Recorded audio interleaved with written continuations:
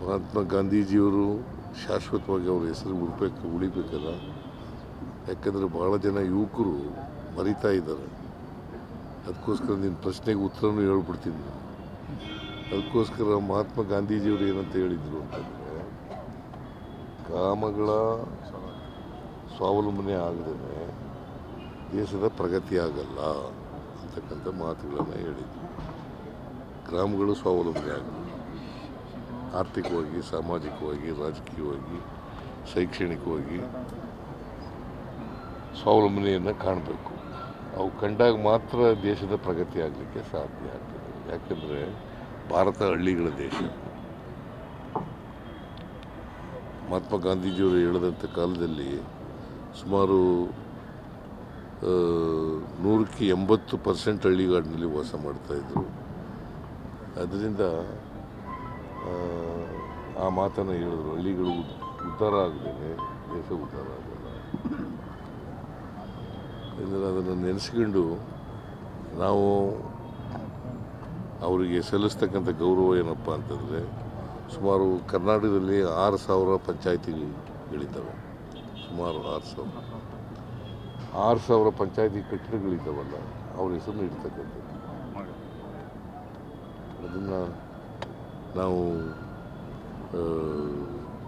ತೀರ್ಮಾನ ಮಾಡಿ ಗ್ರಾಮ ಸ್ವರಾಜ್ಯ ಕಲ್ಪನೆ, ಗ್ರಾಮ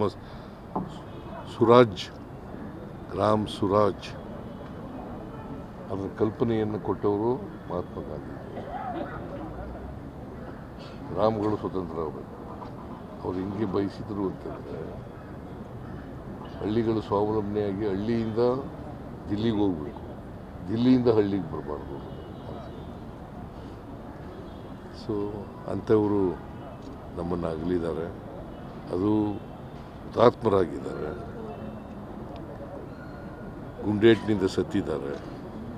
ಅದು ಎಲ್ರಿಗೂ, ನಮ್ಮ ಭಾರತೀಯರೆಲ್ರಿಗೂ ಕೂಡ ನೋವನ್ನುಂಟು ಮಾಡ್ತಕ್ಕಂಥ ಸಂಗತಿ ಅಂತಕ್ಕಂಥ ಮಾತುಗಳನ್ನು ಸಂದರ್ಭದಲ್ಲಿ ಬಯಸ್ತಾ ಇದ್ದೀನಿ. ಮಹಾತ್ಮ ಗಾಂಧೀಜಿಯವರು ಇನ್ನೊಂದಷ್ಟು ದಿನ ಬದುಕಬೇಕಂತ. ಯಾಕಂತಂದರೆ ಅವ್ರಿಗೆ ಅವರ ಅಭಿಮಾನಿ ಒಂದು ಪತ್ರ ಬರೀತಾರೆ. ಏನಂತ ಬರೀತಾರೆ ಅಂತಂದರೆ, ನೀವು 100 ವರ್ಷ ಬಾಳಬೇಕು ಅಂತ ಬರೀತಾರೆ. ಅದಕ್ಕೆ ಉತ್ತರ ಏನು ಕೊಡ್ತಾರೆ ಗೊತ್ತಾ ಗಾಂಧೀಜಿಯವರು? ನಾನು ಕಡಿಮೆ ಹೇಳ್ಬಿಟ್ಟಿದ್ದೀನಿ, ನೀನು ನನಗೆ ವಯಸ್ಸನ್ನ 125 ವರ್ಷ ಬದುಕಬೇಕು ಅಂತ ಅಂದ್ಕೊಂಡಿದ್ದೀನಿ ನಾನು ಅಂತ ಹೇಳ್ತಾರೆ. ನೀ 100 ವರ್ಷ ಅಂತ ಹೇಳ್ಬಿಟ್ಟಿದ್ಯಪ್ಪ ಅಭಿಮಾನದಿಂದ, ನಾನು 125 ವರ್ಷ ಬದುಕಬೇಕು ಅಂತ ಅಂದ್ಕೊಂಡಿದ್ದೀನಿ ಅಂತ ಉತ್ತರ ಕೊಡ್ತಾರೆ. ಸೊ ಅದರಿಂದ ಅವ್ರಿಗೆ ಇನ್ನೂ ಜಾಸ್ತಿ ದಿನ ಬದುಕಬೇಕು ಅಂತಕ್ಕಂಥ ಆಸೆ ಇತ್ತು. ಅದು ಆಗಲಿಲ್ಲ ಅಂತಕ್ಕಂಥ ನೋವಿನ ಸಂಗತಿ. ಇದನ್ನು ನಾವು ಇವತ್ತು ವ್ಯಕ್ತ ಮಾಡಬೇಕಾಗ್ತದೆ. ಸೊ ಮಹಾತ್ಮ ಗಾಂಧೀಜಿಯನ್ನು ಇಡೀ ದೇಶ ಸ್ಮರಿಸ್ಕೊತದೆ, ಇಡೀ ದೇಶ ಸ್ಮರಿಸ್ಕೊಳ್ತಕ್ಕಂಥ ಕೆಲಸ. ಸರ್, ಈಗ ಗುತ್ತಿಗೆದಾರರ ಸಂಘದವರು ಒಂದಷ್ಟು ಆರೋಪಗಳ ಜೊತೆಗೆ ಫೆಬ್ರವರಿ 5ನೇ ತಾರೀಕು ಗಡುವು ಕೊಟ್ಟಿದ್ದಾರೆ. ಅಲ್ಲ, ಬಾಕಿ ಬಿಲ್ ಬಿಡುಗಡೆಗೆ ಸರ್, ಬಾಕಿ ಬಿಲ್ ಬಿಡುಗಡೆಗೆ ಸಂಬಂಧಪಟ್ಟಂತೆ ಗಡುವು ಕೊಟ್ಟಿದ್ದಾರೆ. ಬಾಕಿ ಬಿಲ್ ಬಿಟ್ಟೋದವರು ಬಿಜೆಪಿ ಅವರು. ಸರ್, ಪ್ಯಾಲೆಸ್ಟೈನ್ ನಿಜ, ಬಟ್ ಬಿಟ್ಟೋದವರು ಬಿಜೆಪಿ ಅವರು.